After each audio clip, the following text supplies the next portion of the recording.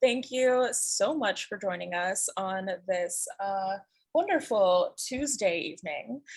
We are so excited to have you here and for everybody to learn more about children's publishing from a variety of folks who have a variety of different viewpoints. We are going to be hearing from representatives from our 826 NYC volunteer cohort, as well as 2 independent bookstores in the city and a representative from the Brooklyn Public Library System. So we hope that there are a lot of different voices and a lot of different thoughts going around, and that as questions come to you, you'll be able to write them down and then ask them later on in our Q&A. So if I can pull up my agenda that I definitely did not lose. We are going to have everybody who is on our panel today, that is 4 people, introduce themselves and give a brief overview of what your current job is and your responsibilities. This can be pretty short, but I just want everyone to give our attendees today an introduction into who you are and what your relationship with children's literature looks like. So the order that we're going to go in is first Jackie, then Brian, then Dove, and then Gina for our introductions. So Jackie, you can take it away. Hello, I'm Jackie Izzo, and I'm the children's book buyer and supervisor at Bookstore Magic in Brooklyn, Cobble Hill. Right now I do the book buying and I arrange kids events, meet with local authors, and I do outreach in the community. So thank you so much. Brian. Hi, everybody. I'm Brian. I'm a children's librarian with the Brooklyn Public Library. Currently, I work at the Clinton Hill branch in Clinton Hill. So I run all the children's programming for the branch, as well as do student events outside at other branches or for the wider system. I do outreach to schools, visiting classrooms, kind of talking up library services. I do weekly story times and art programs. I do virtual programs. I don't really have a hand in buying the books. That's done centrally, but I put up book displays, I make recommendations, and kind of help people find what they're looking for. Everybody does so much. Thank you so much. Dove, if you could introduce yourself. Hi, I'm Dove.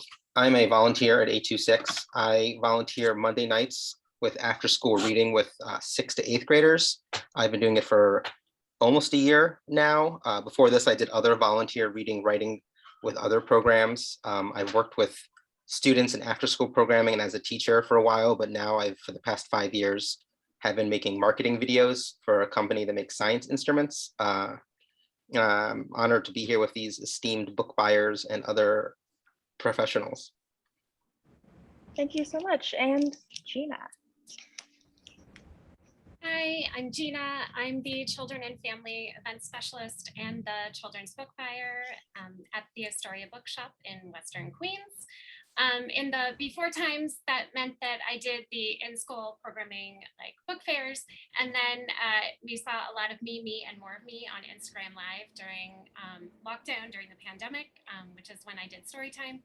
And all through that, I was still book buying. And now I'm occasionally in the bookshop hand selling, and I have an important job, which is giving extra snuggles to our shop dog, Quincy. Wow, I think every bookstore should have a shop dog. We fully believe that too. And we also have a rule about children's books, which is we will kill off all characters in books if we want to, but we will not let the dog die in the story. We have rules. I also think we should not let any bookshop dogs die. Same with bookshop cats. Thank you all so much for those introductions. Now we're going to let every panelist talk a little bit in depth about a topic related to their area of expertise before we dive into a panel with some prepared questions. So first up, we're going to have Jackie presenting on a topic of your choosing. Okay, cool. So, like I said, I'm do the children's book buying, and also I arrange the kids events at Bookstore Magic. So I'm going to talk about how that started after COVID times or during COVID times. So I was promoted from a bookseller to the supervisor about 1 year ago, which is when COVID started to, things became a little bit normal again, but not really. But we had a lot of customers at the time who were like, when are we going to have events again? We're a very like event-oriented store. When I was hired at Bookstore Magic, the events were very adult affiliated. So we are very well known for our adult events, like Ethan Hawke, Glennon Doyle, etc. We have like very big name people, and I wanted our kids programming to reach the same level as the adult programming. I thought it deserved that, and it wasn't getting as much attention. So I had to do that from the ground up. And I think like a big discussion piece is what's trending in this discussion. And what the biggest book that was trending at the time is, actually have it right here, is Witches of Brooklyn in our kids section. I don't know if you know about it, but it's one of the biggest bestsellers in our graphic novel section. And I think it's because, of course, it's witches. Everybody loves witches. And it has the name Brooklyn in it. And we're a Brooklyn-based store. And also, it's an awesome book by an awesome author and illustrator. So really check that one out. But I saw the sales as a buyer. And I reached out to the author, Sophie Escabase, on Instagram and said, do you want to come for an event? Like, are you comfortable with this? Of course, like we'll have masks and we'll put in COVID protocols. And she said yes, and it was great. She came down from Montreal, and this was the first big, not only adult event, but the first event we had since at least 1 year. It was like 1 year of no events at all. But we tried to plan, this is the plot twist, as much as possible. We put in protocols. We tried to do RSVPs on Eventbrite. We made a plan, and then we thought about 30 people would show up, and hundreds came, like around 300 people came, and we were not prepared for it. We had to make people stand outside on a line. We didn't have enough, it was a craft affiliated event. So we didn't have enough crafts available, and I had to halfway through start coming up with games that we could do physically because we didn't have enough materials. And then I had to make the author feel comfortable. We didn't have enough staff. And it was really a big learning moment because we just didn't know what was in store. And so from there, I made a vision with our events team, and our goal was to create more of like a community hub, be communicative, and really prepare for our events more. And we didn't think that there'd be much interest because of COVID, and there was. And now 1 year later, we're having events every day. So there's this week 4 events, adult events, and we're having 2 kids events, a story time. Yeah, and I'm really proud of it now. And I think as a buyer and as a kids event specialist, I really try to look at trends. And one of our rules is no fences. We do get many requests. And one of my biggest rules is to have local authors. A lot of people want to come from out of state. And a lot of times I say no, because I really want to be a community hub and have local authors that are, our neighbors. And like we have Brian Floka, Ruth Chan. These are names that you may or may not know, but they're very special to us. And I don't know if my 5 minutes is up yet. Do you have a time? Yeah, I think that is a great place to stop. I have one Mhm. quick follow-up question for you that we can also talk more about in the panel. So you said that as a book buyer, you look at the trends of the book's sales prior to purchasing a book for your store. So I'm curious if those numbers don't come from stores like yourself buying them, where do the like initial statistics, I guess, come from if they aren't from bookstores across the country?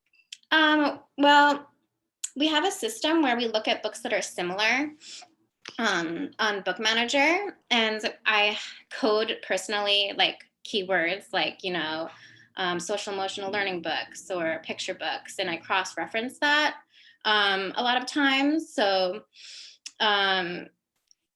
but it's a hit or miss sometimes. Like you think a book is similar, but it could be different. It's also like what's selling in the neighborhood, not just around America, like what's popular to Brooklyn. And a lot of times, that's like local authors, and there's a lot of factors and it takes a lot of research and time. So I would say, our own system, Book Manager, we look at Edelweiss, which is a book buying website, and just simply researching on like Goodreads and blogs. We look also, and we're very TikTok oriented. I know some people are against that, but we do look at TikTok trends, especially with the YA, like the young adult. Yeah, that totally makes sense. It's interesting that there are like so many different avenues you need to keep your finger on the pulse with. Yeah, it's a full-time job. Yeah, thank you so much, Jackie. No problem. We look forward to hearing from you more later on. Next up, we have Brian is going to talk for a little bit. Good. Yeah, it was really nice to hear everything Jacqueline was saying, because it sounds like what she's trying to do with her programs over at Books Are Magic pretty much overlaps with the mission that we do at the library, where we essentially have the libraries of public libraries in general have moved away from kind of like the shush model, the negative stereotype that they've got, and have really worked to become a community center and very attentive to the needs of the particular neighborhood that they're centered in. Which brings me to what I'm going to talk about, which is also similar, which is a lot of the programs I do. Clinton Hill is what is kind of common, what is affectionately referred to as a stroller branch, whereas we get a lot of young kids. There's a lot of young parents in the neighborhood. So we get a lot of families, and I get huge crowds at my story times. And a lot of the people out here tend to be very progressive and kind of plugged into social trends. And so I try to bring in books to my story times and other programs that are kind of based around that, see what they're interested in. And I've noticed, especially in the last 3 to 5 years, that picture books in particular, that's kind of where my wheelhouse lays, is really had a quick turnaround with responding to kind of social trends, whether it's social justice stuff with things that are moving on with social emotional development, just kind of the way these conversations are being had, bared out in the wider culture. There's picture books that are kind of immediately responding to those, which is nice, because when I'm designing programs that are based around building up literacy or trying to talk about sticky issues with very young children, I've got a lot more tools in my tool belt I can pull from, and a lot more options, which is really great.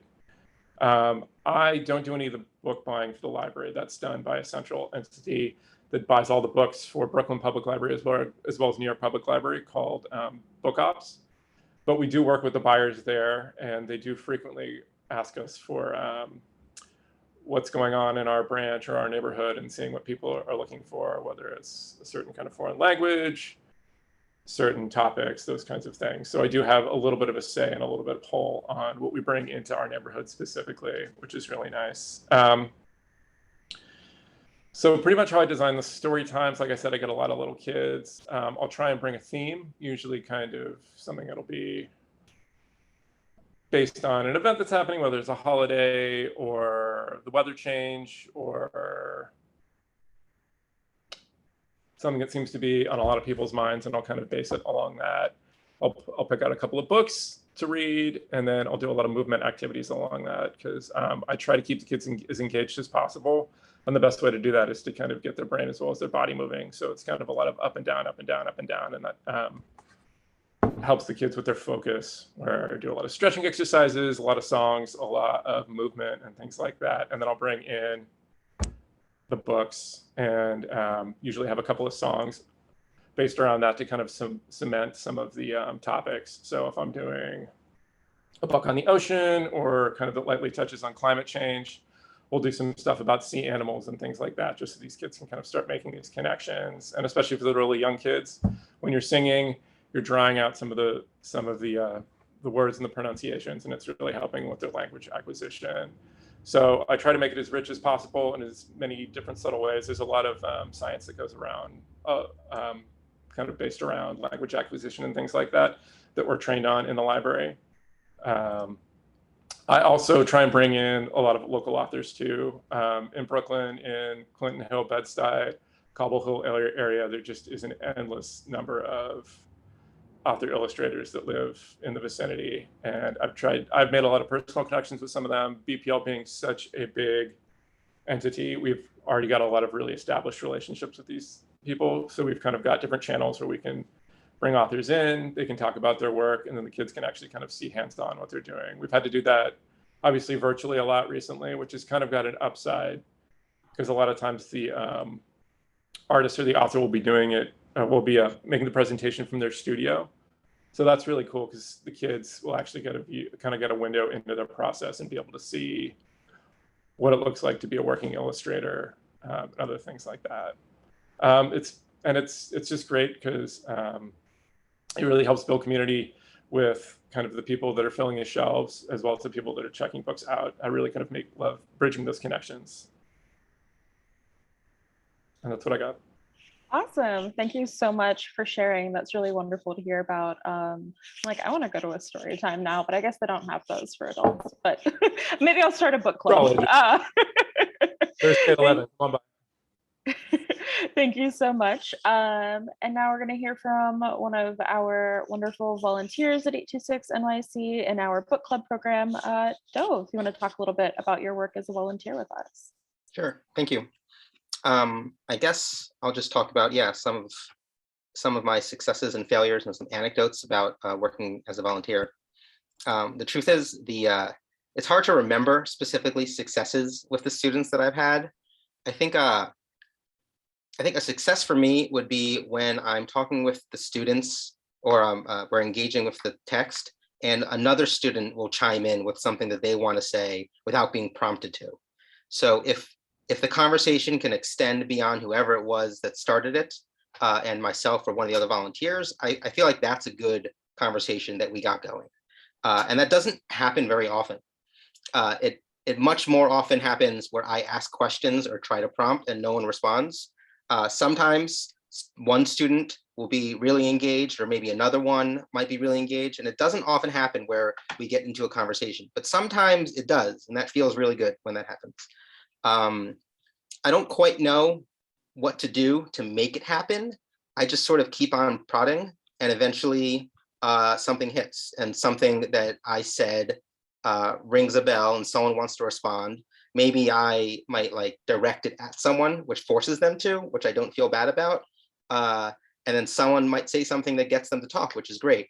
But more often doesn't work that way.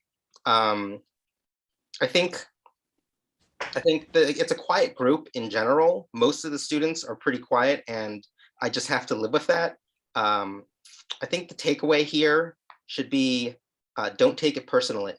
So all the times that I'm trying, and I can be really excited about a topic, particularly when we're talking about graphic novels, I wanted to talk about the framing, and I wanted to talk about the sequence of panels, but the students, they might notice, they might care, but they don't care to talk about it. And I don't take it personally, because I know that when they want to, they will. And it really has nothing to do with me per se. I think don't take it personally, and eventually they'll soften up, and don't consider it like you failed. Just keep on doing the thing you've come here to do, which is sit there and look silly in front of kids mostly. Yeah, I think something important to acknowledge is that not every trend and not every book will resonate with every single student, right? There are different trends for different people across varying topics of literature, even kinds of literature. Dove, I'm curious, I know you've been with the book club class through this year across 3 books, I think. I'm curious if you could tell us which of the books you've read with our students you think has like resonated the most or got them the most excited to discuss the topic.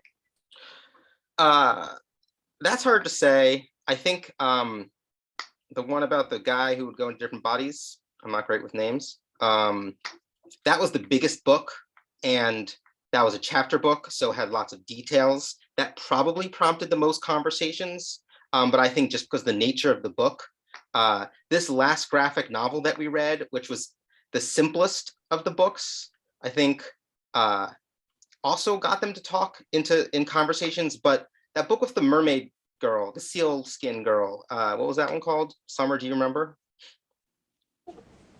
So the first book that Dove is talking about is Every Day by David Levithan. And then the mermaid book is Girl from the Sea by Molly Knox Ostertag.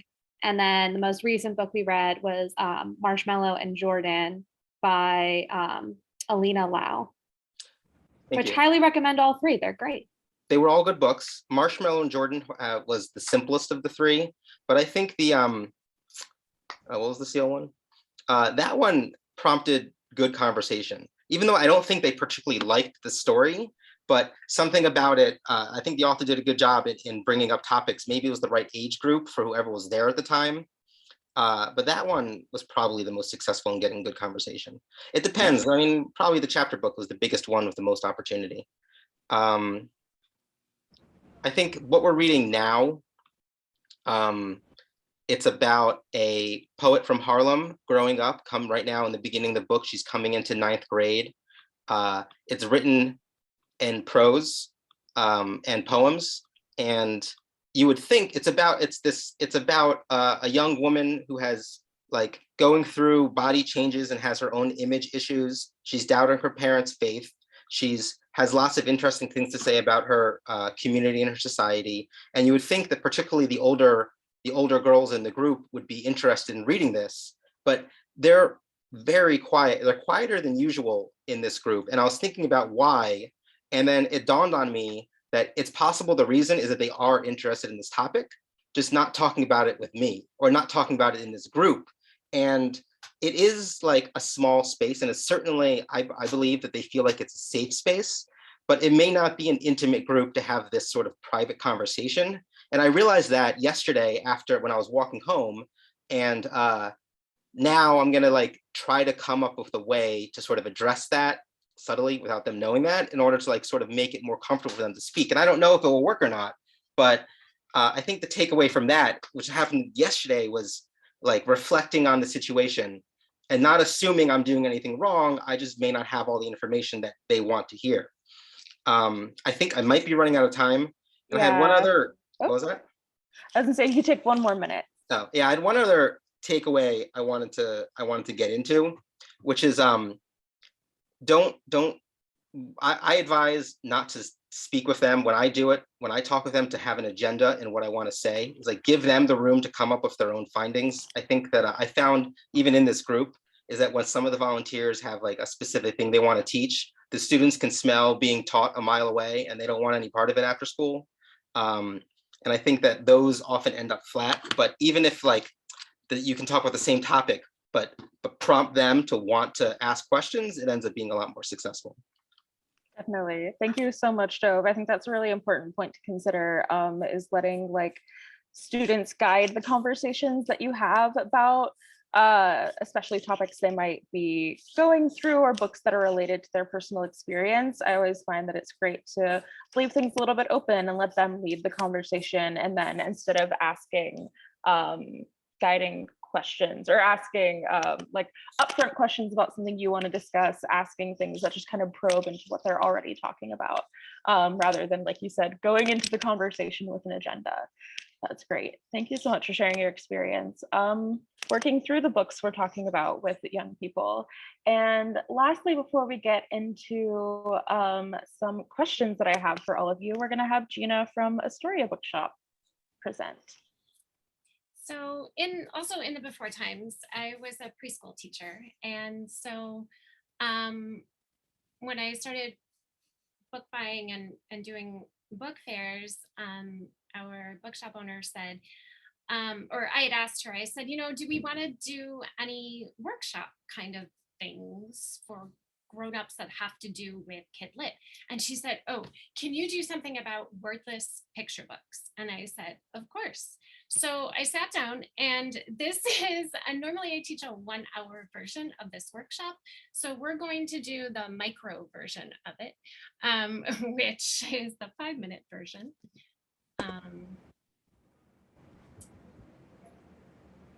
So I'm going to have everybody close your eyes. And you're going to take 2 deep breaths.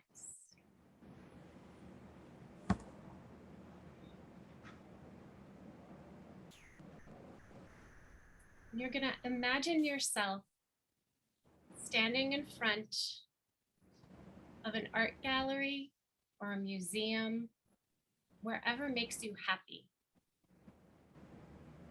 And you're going to step in through the doors and into the lobby, and you're going to push the crowds aside, and you're going to go into the space and turn. And you're going to walk into an empty room with nothing on the walls. And the light you can feel is warm and soft and calming. And in the middle of the room is one bench.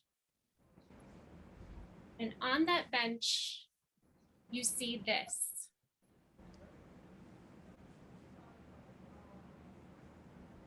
You're going to open your eyes. And you're going to realize that all of the pages of this book can be taken out. And you start putting the pages of the book onto the wall in order, one after another, until all of the walls are covered.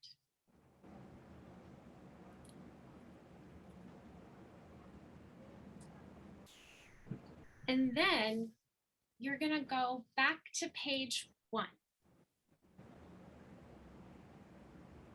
And you're going to look at the mural that you just created. So I like to think about wordless picture books like the mural, like a dance performance, like a silent film, like a symphony. Just because they come in this format, which is a recognizable format, I think of them as just the story and not the fact that they are bound with a spine. This one happens to be Jerry Pinkney's version of The Lion and the Mouse. And technically this one is not totally wordless because it does have, some squeak, squeak, squeak of the mouse. So maybe if you are reading a wordless picture book, you just want to do it as a soundscape. However, there are a lot of different approaches for reading wordless picture books, but that I get into the hour long. And really, I just want to say, why should we be reading these stories? And Dov and Brian kind of touched on some things that I had already written down about this. Wordless picture books can be empowering because the child can be in charge of this story. It doesn't matter the age of the child, they can tell this story. You may be starting in the middle of the story. You may be starting in the back of the story. So you may enter that gallery where you put up all those pictures, and you may be starting from the other end and working your way around the other way. That's okay. You can act out the stories. So maybe in round 1, you're the lion and somebody else is the mouse, and then you switch roles. Or if you've got a Molly Idle picture book with Flora and the Flamingo, you're dancing out the book. I don't know if, Brian, you've ever done that, but I'd love to do that with you and act out a picture book. You can also, speaking about, local and neighborhoods, Jackie, we have a lot of grandparents and grandchildren here who don't necessarily speak the same language. It doesn't matter in a wordless picture book, because the grandparent will tell the story in one language and the child will tell the story in the language that they're comfortable in, and you're still sharing that same story. And I hope that's a good way to have a moment in time that they can share together.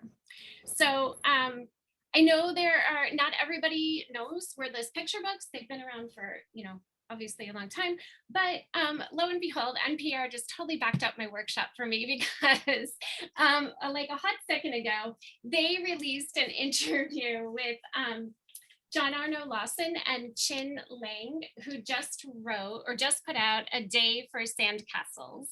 And I like this one because it does speak to the preschool teacher in me who likes Reggio Emilia, child-centric philosophies. And this one is the construction and destruction and why both are important to children in play.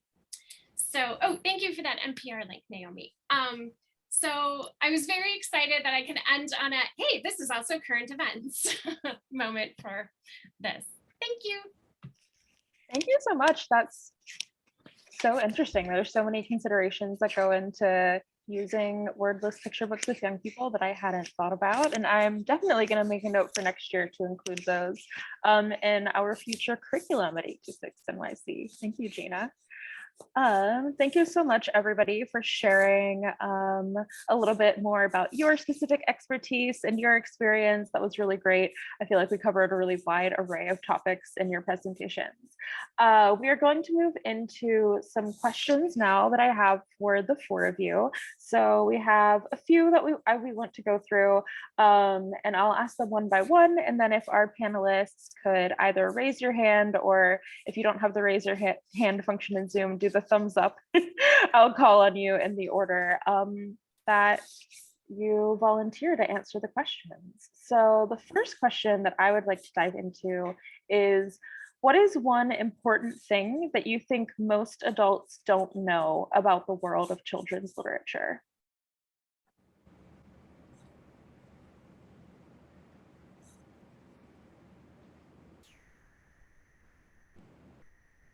Gina, take it away. I could talk about a couple of things, but a more recent one is the fact that there are books that are being published now that are specifically for 7 to 10-year-olds. So they're sort of in this middle ground between early chapter books and the middle grade section. And I think, a couple of decades ago for middle grade, we were looking at stuff like Ramona Quimby, which is technically a middle grade novel, even now. However, a lot of middle grade has gotten very heavy and very long and very dense. So maybe your 8 or 9-year-old is not ready emotionally to handle that kind of story. And that's okay. There's this 7 to 10-year-old section now where I feel like the reading level is completely appropriate for this age, but the stories I think are a little bit lighter, a little bit more exciting. There's a little bit more vocabulary building. There's some really good stuff in there that I've just found recently, and we would not be having this discussion a couple of years ago. This is new, and I'm very happy that it's there. So I hope parents are taking advantage of this chunk of books.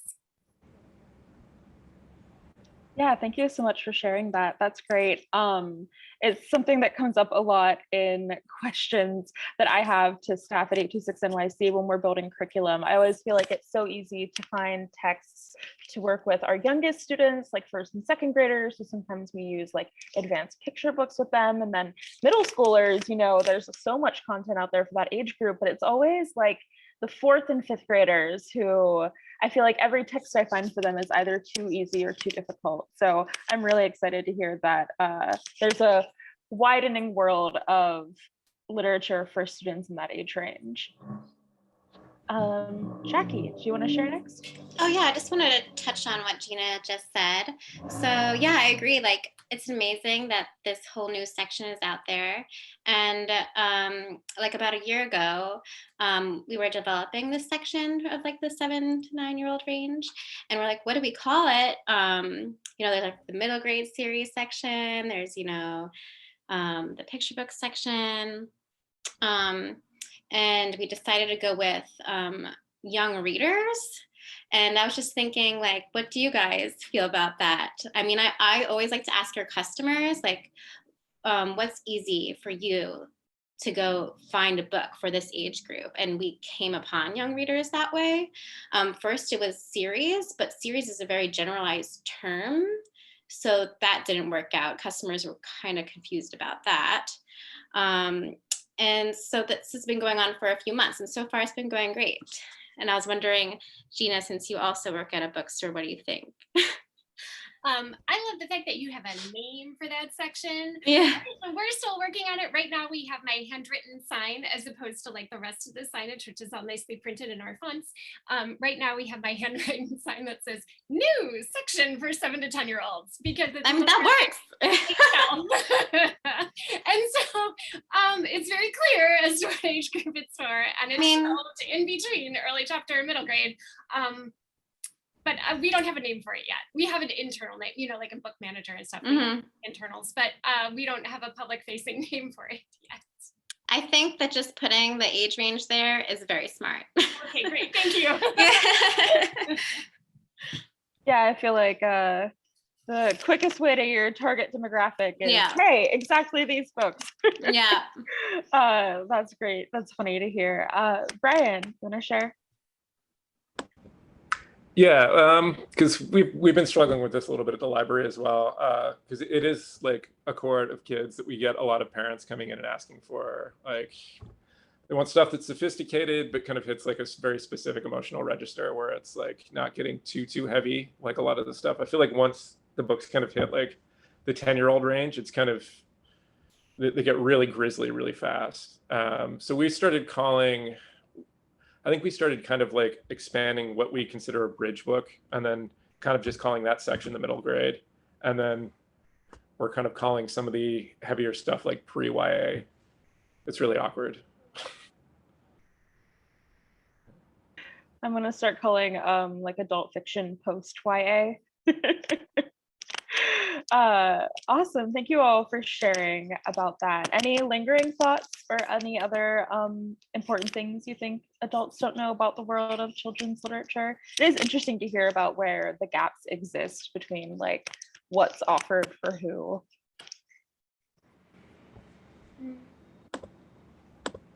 Gina, go ahead, and then we'll go to Brian. Yeah, I can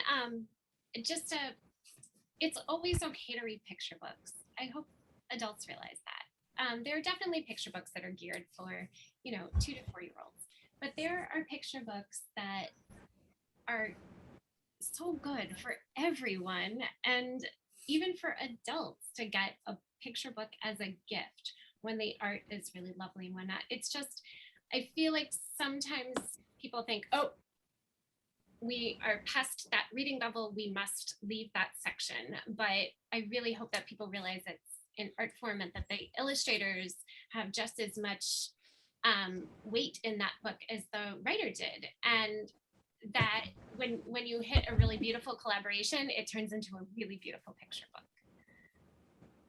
Yeah, awesome. I think that's a great note for everybody at all ages, is like, I feel like folks often have a sense of what they think they should be reading versus what they actually want to read and what they'll get something out of.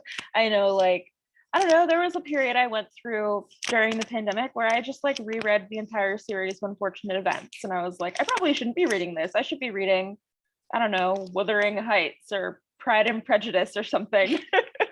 But if it helps you rekindle your love of reading and if you get something out of it, I think that's a great note, especially encouraging young people to read whatever interests them and whatever they will get out of, or something, to read things that they'll get something out of.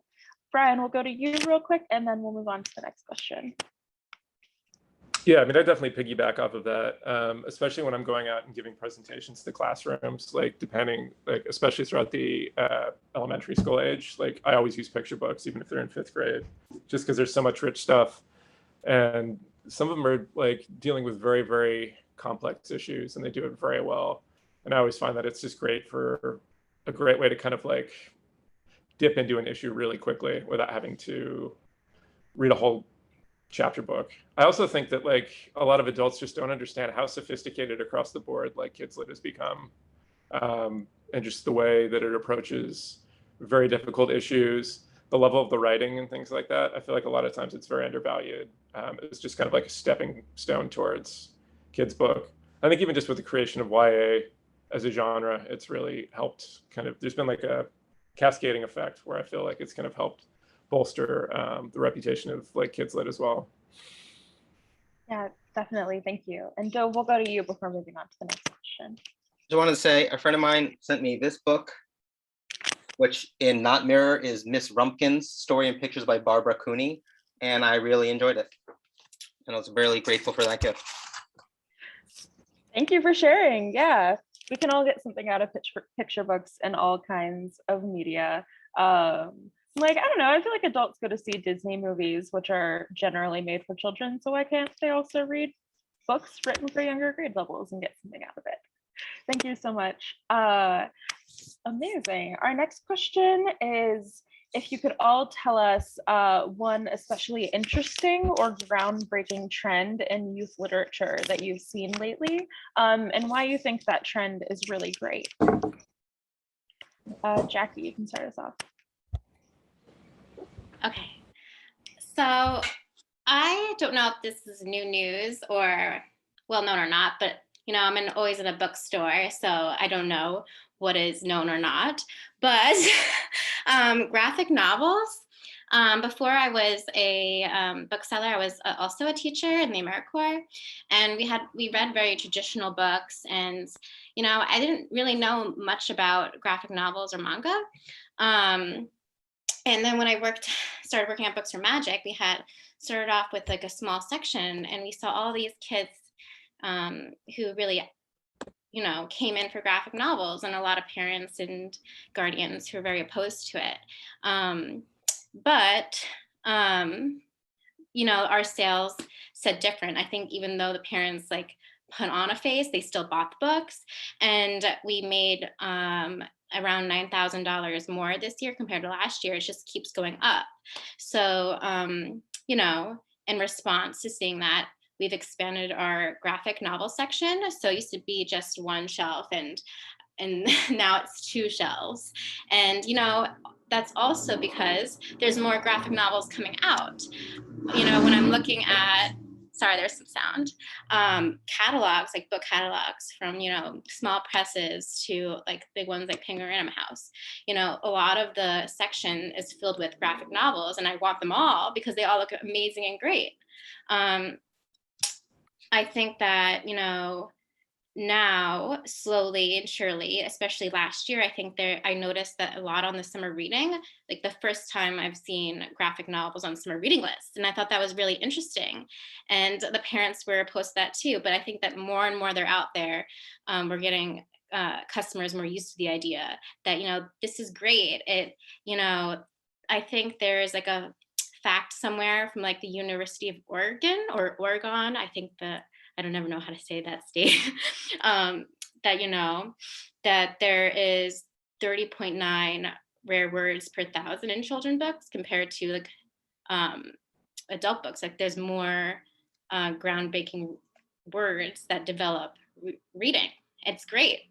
So yeah, I love graphic novels, and I think they're underestimated. Yeah, thank you so much for sharing. I want to hear about, just for the sake of time, I want to hear about one more trend from one more person before we move on to the next question. Gina, go for it. And then Brian, I'll let you share real quick after. This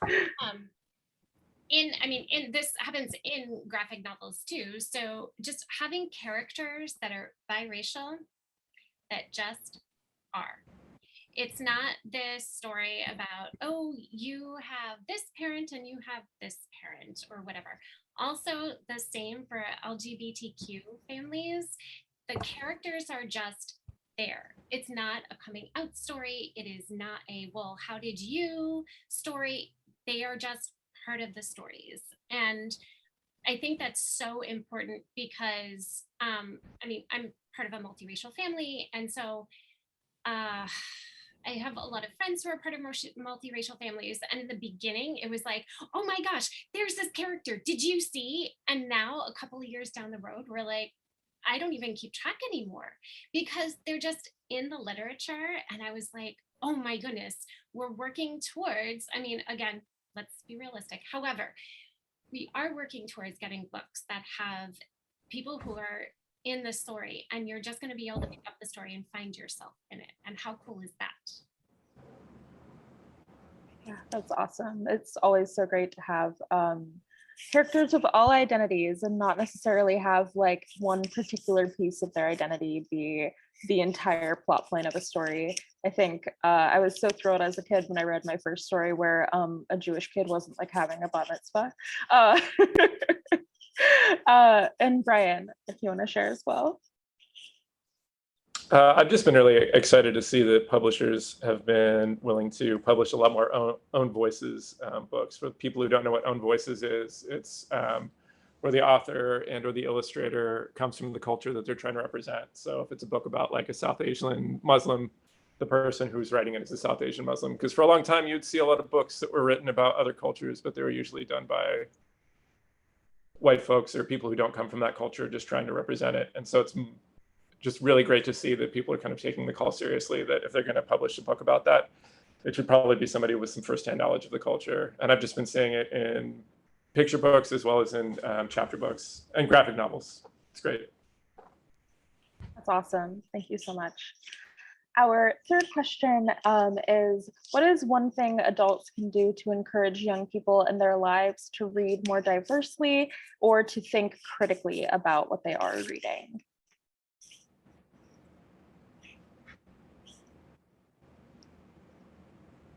Joe, go ahead. Sure. I think in regards to getting them to think critically or just to read more, this is similar to pretty much any type of habit that you want to bring into the house. If it's like a discipline or like religion or faith or just any sort of hobby, is if you bring it in yourself and do it by example. So if you read more and if you want them to think critically, if you talk about what you're reading, but not like necessarily to teach them or to explain it, not necessarily even talk about it with them. This is like what I've seen in many other sorts of things, other sorts of areas, not just reading, where if you bring it home, that's how you get it to pass on to like the other people in your home. Definitely. I think leading by example is always great. And just like you were saying, creating almost a culture of reading diversely and of talking about what you're reading and talking about the media you engage with. I feel like when children and young people see adults like engaging thoughtfully with the media and just the world around them, that's always just, they're gonna do it on their own as well, more naturally. Thank you so much. Anyone else have any thoughts on that?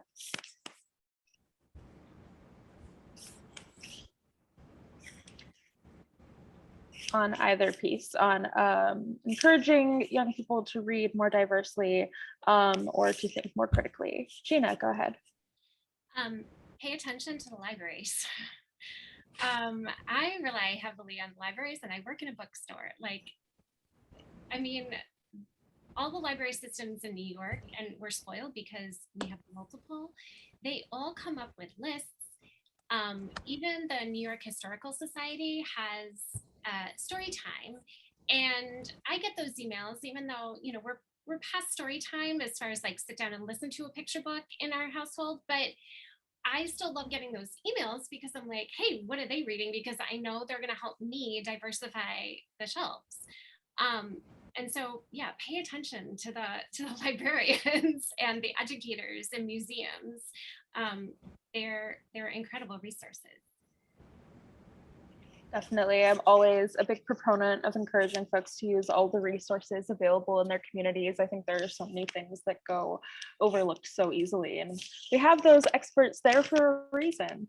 Jackie. I would just say be communicative. Don't be afraid to ask a librarian or bookseller. We really do have resources. We really try to have a computer in our brain.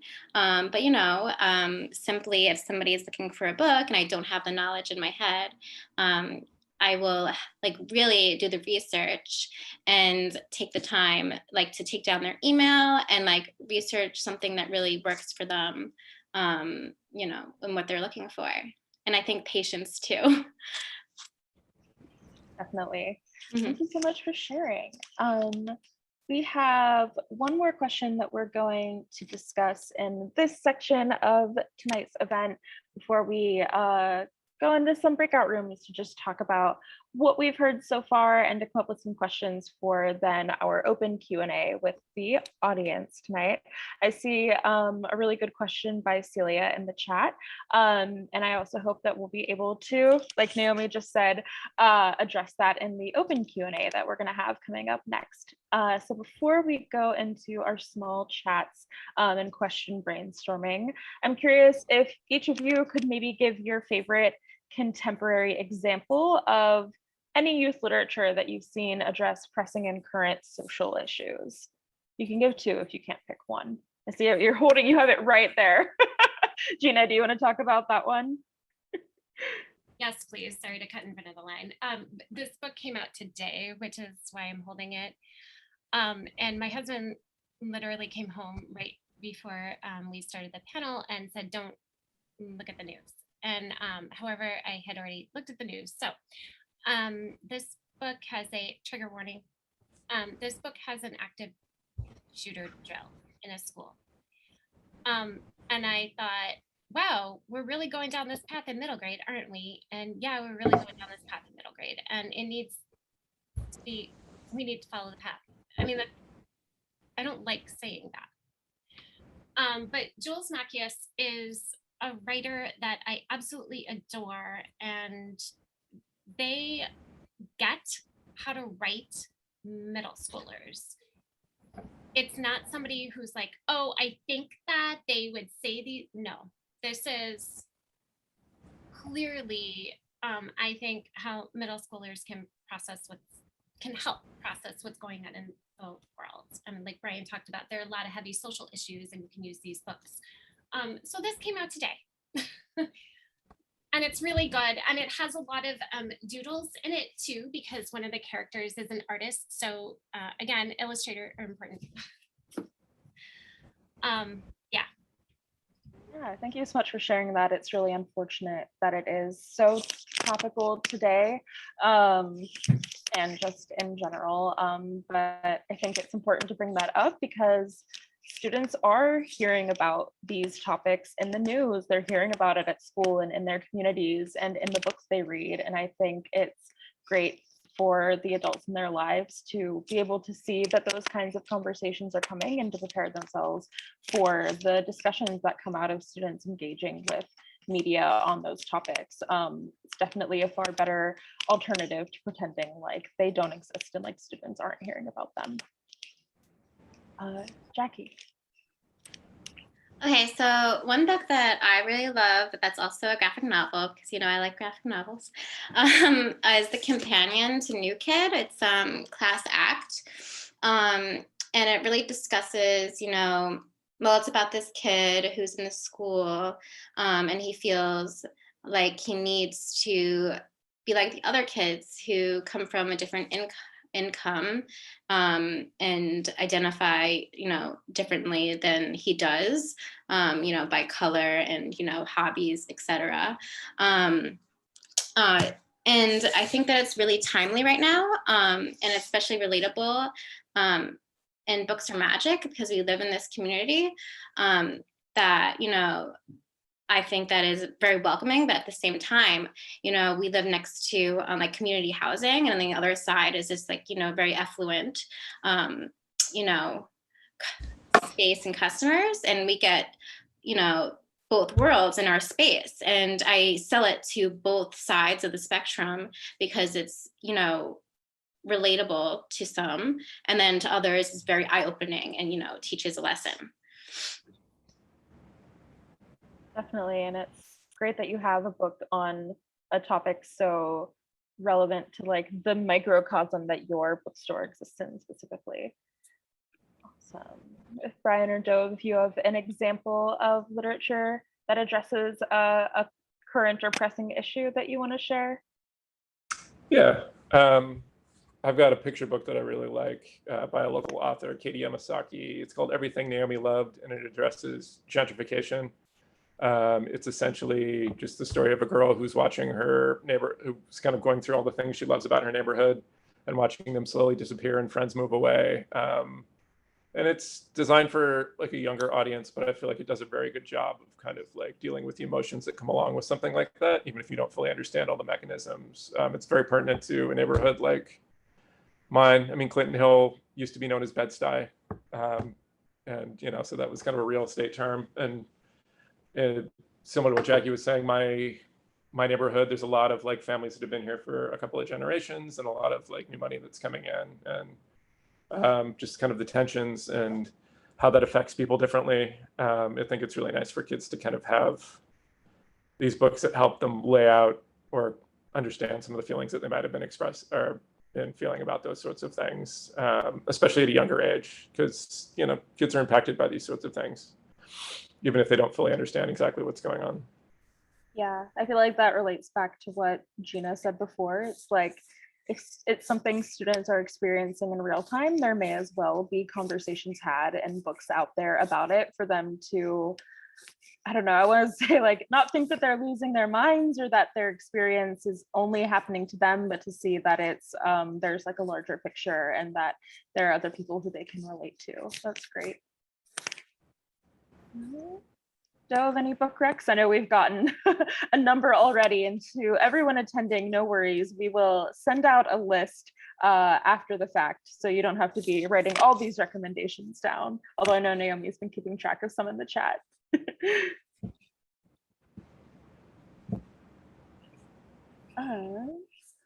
Great. Well, I think that's a lot of really great stuff that's been shared.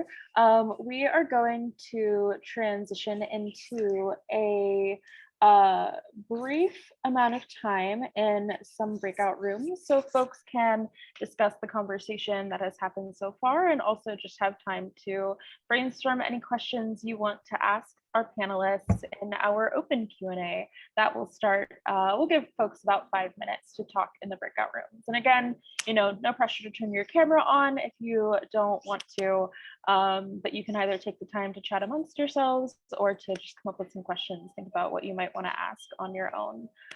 So Summer is going to send us into breakout rooms momentarily.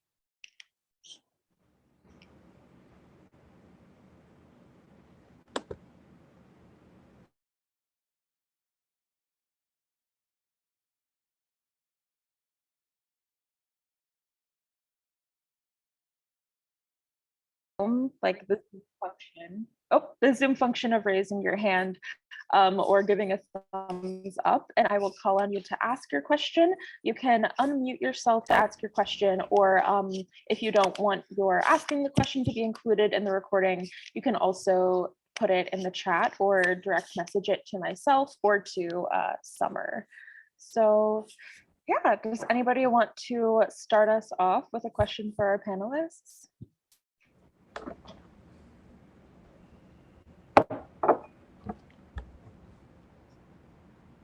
Well, I can cheat because I had a question we didn't get to on the panel, which is sort of the flip side of that question, the question that we closed on, which was about, you know, we were talking about like, how do you have these discussions about like really like sometimes painful or just like really, really hyper relevant and of the moment issues that come up in popular youth lit right now. And I think the flip side of that to me is like navigating conversations with students who have to read, who are like in a position where they're reading sort of antiquated literature that may have some benefit as far as like understanding how America came to be what it is, or, you know, the literary canon in general, but is like dated in a number of social ways. And like one of the things I think about first and foremost is like Mark Twain, for example, and like what do we think, like, do we think that there are still beneficial conversations to be had there, and like how we might want to be navigating those with young people is something I've been thinking about.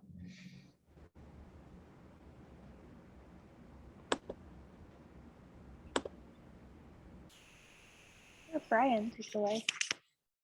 Sure. Just context. Like, I mean, I feel like those things still have a lot of value because they say a lot about the moment they were written in, a lot about the history of literature and stuff like that. So I think, yeah, as long as those things are properly contextualized, like they can have a lot of value, and can really spark a lot of interesting conversations. And yeah, just kind of like, especially if they're framed around a lot of kind of like attendant materials or things like that, or even like you can read stuff that was written, that has been written about it, as to both sides as to why people have issues with it. Or I think that's like can be really fertile ground for a lot of really interesting conversations just about who we are as a culture, where we've been and where we're going, and you know why it's important to have those conversations as to, you know, why we're still reading it, because, you know, even if it leads to us being like, maybe we shouldn't be. Thank you for sharing that. Anybody else want to jump in on that question?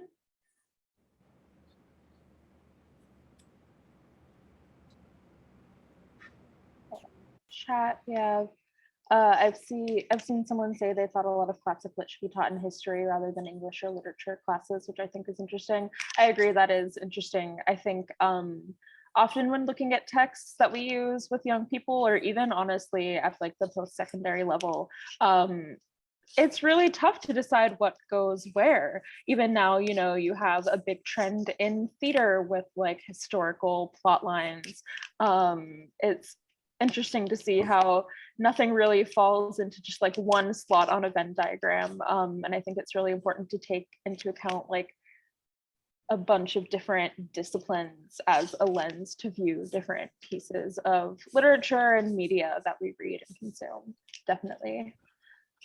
Carol, or wait, oh, Dove, did you want to jump in on that question? Yeah, I think I wanted to add on to what Brian said a little, is he was listing things like the as part of literature history and things like that. I think it's also art, and art as well as literature, and like the human knowledge is cumulative. And I definitely think there's value in continuing these things, like keeping them in the classroom, or reading them at home. I certainly, context would be important, but like I said earlier, I think don't be too preachy with your agenda. I think allowing kids to just absorb and explore ideas on their own, with you, but also on their own, like not just giving them in the context that there's something about this that's necessarily not like what we do today. I think there's value in that as well. Especially if they're readers, if they like to read, they'll come across lots of things on their own, lots of different ideas on their own. And you can, like, I suppose, trust them to, if you are like presenting, if you're modeling good behavior, you can trust them to come into conflict and resolve it on their own. I just wanted to make sure that gets mentioned. Thank you. Yeah, definitely. We want to, especially as students get older, but even younger students, I think we want to not like baby them and let them come to conclusions on their own, because I think they have a really great capacity to do so. And often that capacity is overlooked in young people. I also think what you said is interesting. It makes me think about, you know, a lot of conversations in recent years about like what monuments should be taken down and left up and what parts of history should be taught, that there's also this idea that more harm than good would be done in like erasing negative aspects of this country's past and of general like pasts that have been expressed through artwork or through literature. Jackie, we'll take a comment from you, and then I'll move on to, I see Carol has her hand raised. Well, I don't think this answers the main question, but touching upon what we were just discussing, you know, we live like in a society of now, like of cancel culture. And like as a bookstore, we really had to face this and see and decide whether we wanted to stop selling the books that have been so-called, canceled out of respect for people, and or, as a bookstore, have these books out for people to digest and make their own conclusions to. And we went back and forth for a while. Like at one time, about a year ago, we took Harry Potter off the shelves. Like if you know what happened in the news with like J.K. Rowling. But then we had a lot of customers, give us a lot of feedback on that and not agree. And we really listened to them. But we wanted to listen to both sides of the situation. So we went back and forth and back and forth. And currently, we do have Harry Potter on the shelves because, like you guys were just discussing before, like people can make their own conclusions. It doesn't necessarily, we as a bookstore agree with the things that J.K. Rowling said, but it's there. And I just wanted to, do you guys, what do you think about that? I'm still going back and forth on the matter.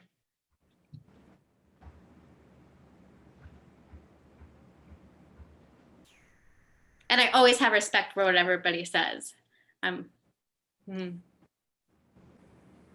Yeah, I think that's a tough one to mull.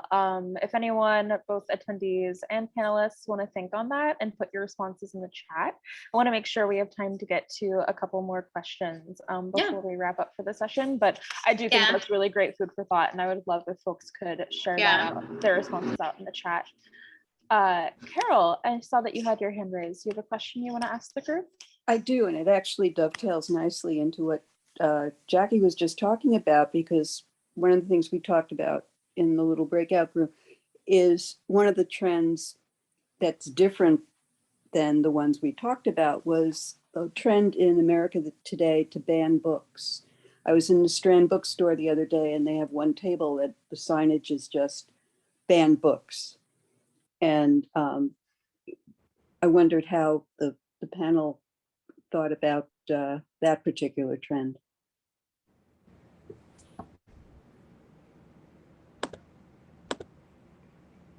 Ryan, go ahead. Well, as I mentioned in our breakout group, Brooklyn Public Library is responding to it directly. We've got a program going on called Books Unbanned, where we are offering free e-cards to teenagers who are living in states where these book bans are really kind of taking root. So yeah, they can have access to a free e-card, and then they can access any of our e-materials and stuff like that. So they can actually have access to these books that might be taken off the shelves in their school libraries or their public libraries in places like Texas, where you're seeing these pretty widespread. Yeah, it's horrendous and frightening.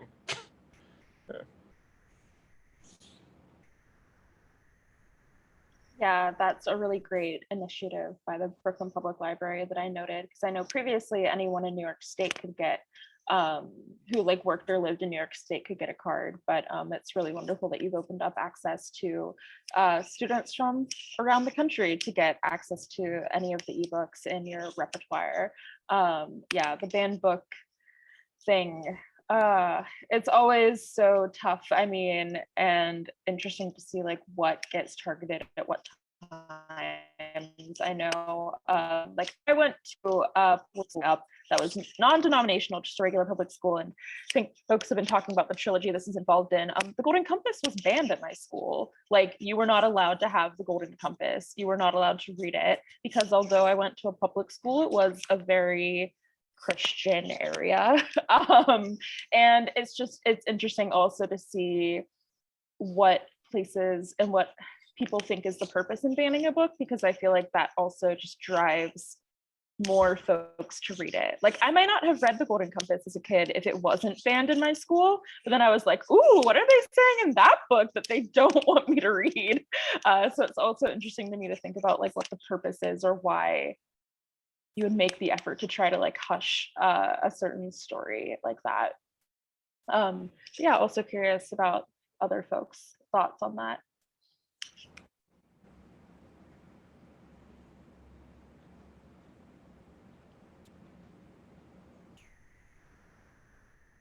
Gina, go ahead. We sell banned books. I mean, it's almost gotten to the point where Jackie, you may find it the same, that really I can't even keep track anymore. I can't even keep track of like how many books have been banned in whatever setting. And I do know that you can buy books from independent booksellers all across the United States and have them shipped someplace. And now you can have access to the New York Public and Brooklyn Public Libraries. So I think in this day and age, banning the book is just going to increase awareness of that book. So there's the silver lining. However, there's more to that story. But we have displays with banned books. It's true. I think that what you just said is, I totally agree. Like, it does the opposite effect. You ban a book, and for example, a couple months ago, Anti-Racist Baby, that's a board book and a picture book, it immediately got out of stock. I already have it in stock, of course, but I wanted more because, of course, the trend is up. You ban a book and people want it. And, I think that's great, because now instead of it there being, backlash, it brings support, and it's amazing. Yeah, thank you so much for sharing, everyone. I think we have time for one more quick question, and then we want to take a few minutes for reflection before we wrap up. So any attendees have any other questions you would like to ask our panel? Oh, I think I'll. Can I? Yeah, go ahead, Jemai. I'm gonna hear my daughter's stuff in the background, but this is about sticking with the banning book kind of topic. A lot of the books being banned, as someone who like works in the classroom doing writing stuff with kids from ages 9 all the way up to, I don't know, 15, 16. The topics that are being banned are usually the topics that, it's weird to say, but these young kids are really gravitating towards and really passionate about learning. Crap, how am I gonna phrase this question? Is there how do you get to a space where banned books or books in that topic can be accessible? I know it's weird to ask, but like, yeah. I don't know if I'm wording it right. Let me think. Hold on. I was gonna say, do you think you could put it in like a direct question, like a concise question? Yes, direct question. How do we go about giving kids not access to banned books, but how do we go about recommending books of similar kind of content that these kids are interested in? How do we go about researching that? Like introducing controversial texts and topics to students or to young people? Yeah.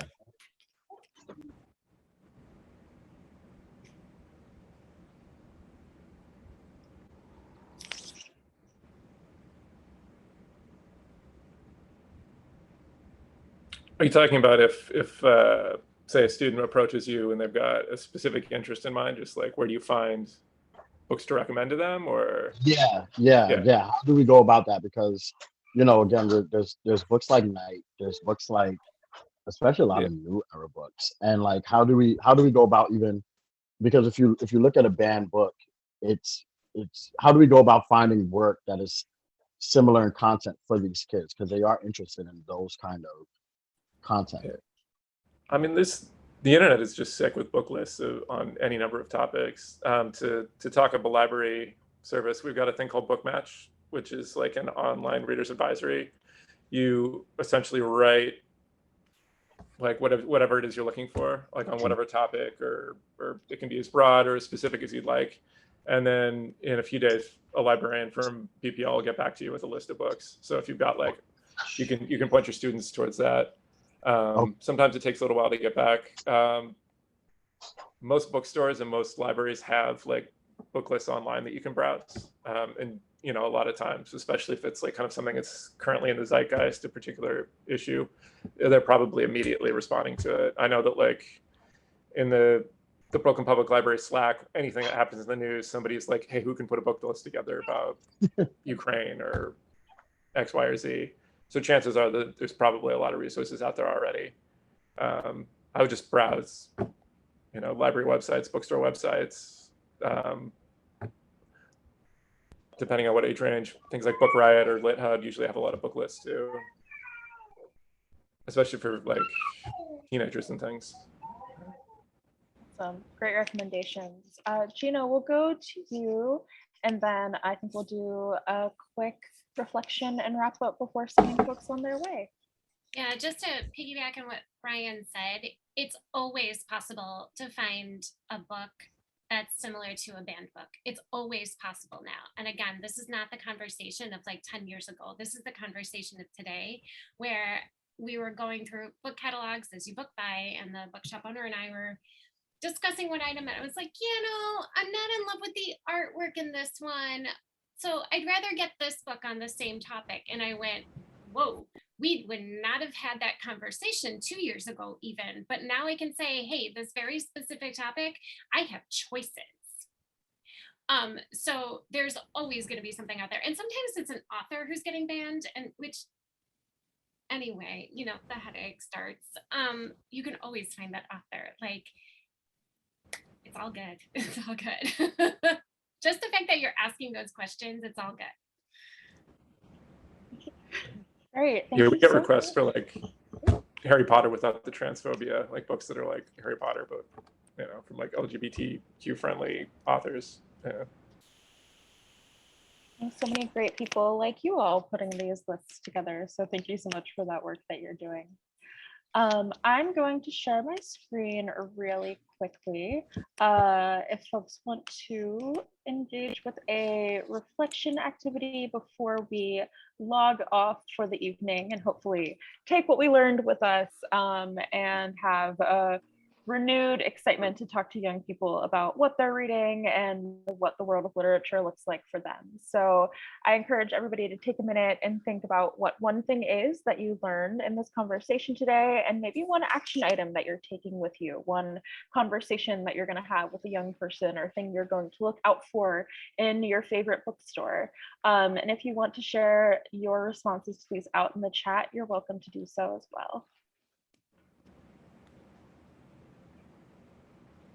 And like I said, we will send a follow-up message out to everybody who's attended that has the resources that we discussed in here today, and just some general takeaways from our conversation. Thank you so much for joining us.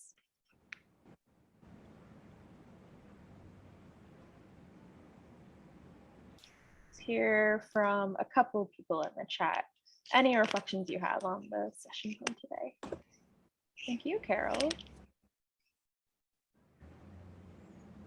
I agree, Naomi, to be less hung up about reading children's lit.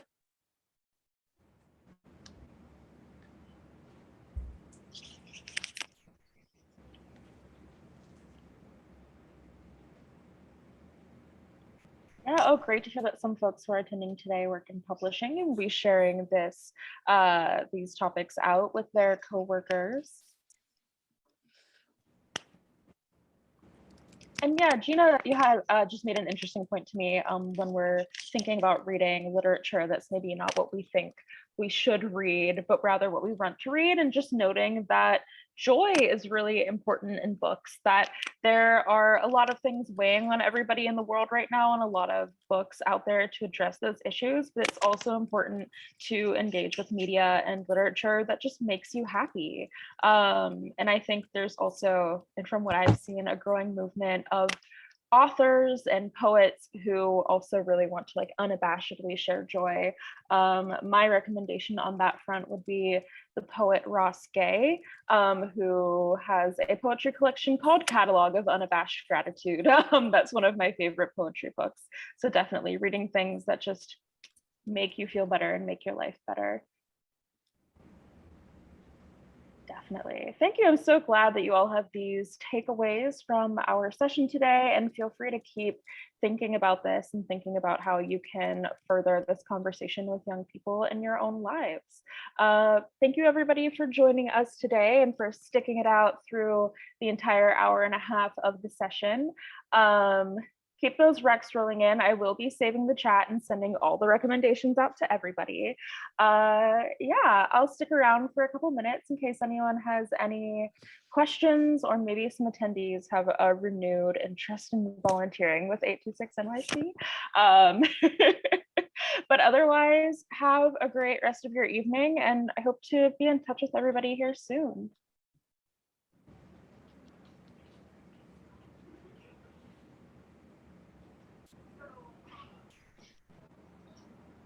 Amazing.